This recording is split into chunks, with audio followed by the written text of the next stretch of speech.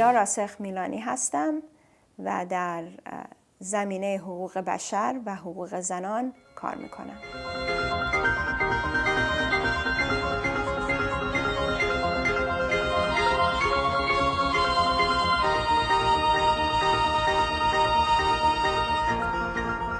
Violence is not a practice that should be accepted as a social norm in any culture and in any religion. Beating your children, your daughters, not letting them go to school, not letting them have a choice in their life, none of these practices can be justified through a religious belief or through a cultural practice. So in response to a group that will say, well, don't impose your Western beliefs, the response we have is, why don't we talk to the women of that country and see if they like getting beaten? Why don't we talk to the girls of that country and see if they want to go to school? Or do they want to get married at the age of 12? And then we will back off. I was born in Tehran, Iran, a while ago. We won't give the exact date, but I was adopted, actually. I wasn't born to the Rassekh family. I was in an orphanage. I think I was about 7 months old when my father and mother, to-be, came and adopted me. And that in itself was an incredible act of love and kindness. Even though we are Baha'is, there are certain traditions and practices of our culture that frown upon adoption, I think. And also, given the context of the country and the rules of law and the traditions of blood being thicker than water rules, made adoption very difficult in Iran. Another feature that made it difficult was, even at that time, many orphanages were not willing to give a child to a Baha'i family. But nonetheless, my parents persisted and were able to secure my adoptions. I have an older sister who was biologically not my sister, but she was also adopted, and that was our family, mom, dad, and 2 sisters. And it was an incredible blessing, not just because we were adopted to begin with, but adopted by such an incredible family with such a rich heritage. I went to what I would consider a normal school, Behravesh, in Iran, and then when I started, I guess you would call middle school, was when the revolution began. During that time, my dad's position was, he was both on the LSA of Tehran at the time, he was also the vice president of Iran Air at the time, and he was also a professor of economics at the University of Tehran. So he had some high-profile positions, if you will, and also both in the Baha'i community and externally, which made his role in the community a little tense and possibly considered to be, could be in danger at some point. My dad was observing certain changes within his, or within Iran Air. Things were happening, and he felt that things may not be very stable. It may be best for us to just leave for a short period of time until things settle down, and then we would come back. We didn't sell anything, we didn't take anything, we just took literally 2 suitcases and left Iran with the expectation that we would be back within a month. I haven't been back since. So we went and lived in North Carolina and then proceeded to move to Tennessee, and that's where I really grew up. Went to school in Chattanooga, again with lots of amazing relatives. My parents always wanted us to be around other family members to make it safe and secure for us. They created a sense that everything will be fine.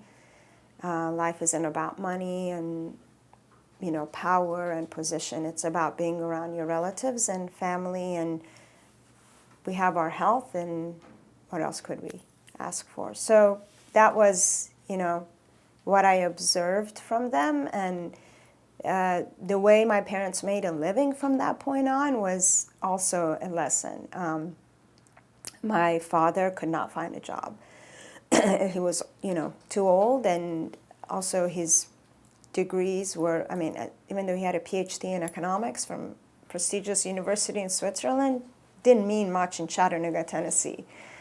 So for a long time he worked for my cousin in an assembly line. So you can imagine a professor sitting there. And my mom worked as a seamstress.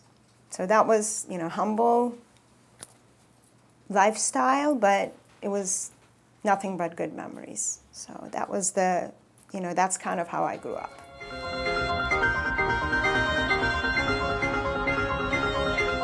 Over the years, one of the key pieces of legislation in the United States is called the Violence Against Women Act.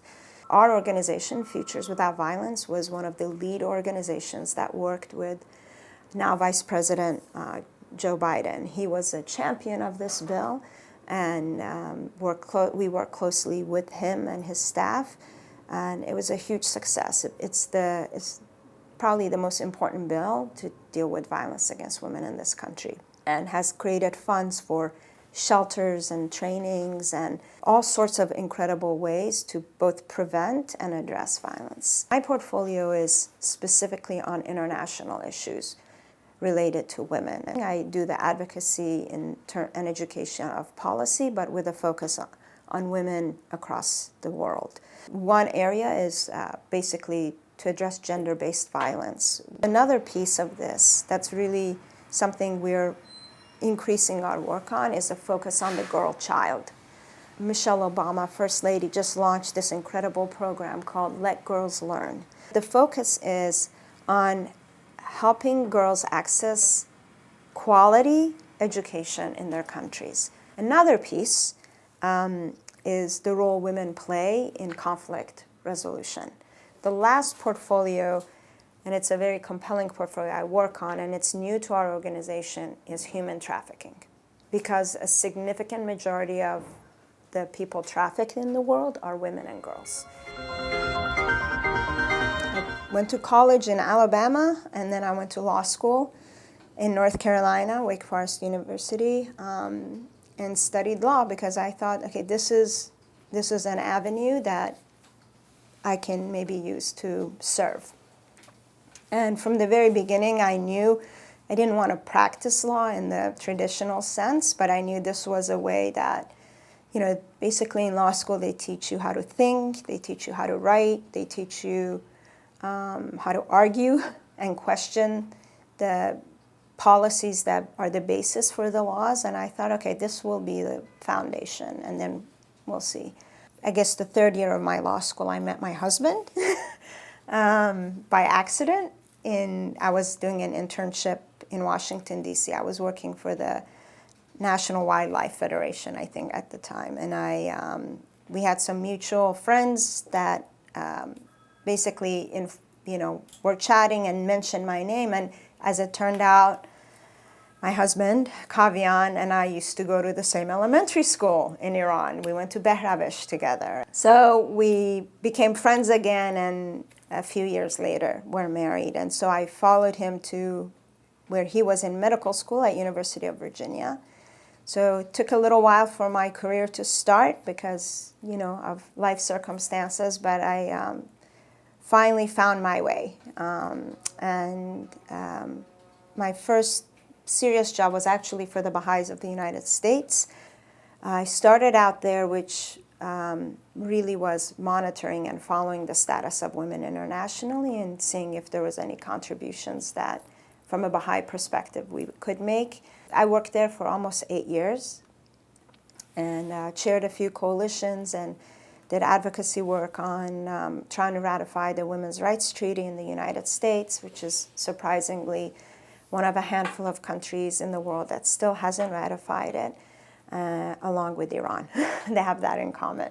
Then I basically had to take a break. I had 3 kids that I raised in the process, 2 sons and a daughter. For a few years I did part-time work, but then by the time our 3rd child came, it was impossible. So I stayed home and raised them, and it wasn't until a year ago, almost to date, October of last year, my oldest went to college, and I felt like, okay, things are settled, I can get back into the workforce.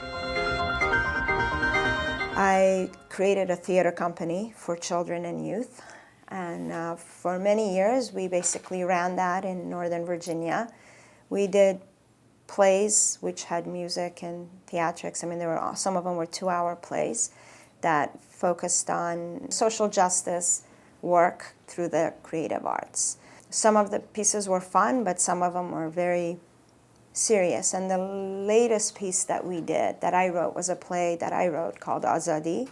We did perform it at the United Nations Commission for Status of Women, and we performed it at a few Baha'i conferences. But Azadi was really my two worlds coming together. It was the world of advocacy and the world of arts. It was a story of 5 women that were imprisoned in Iran.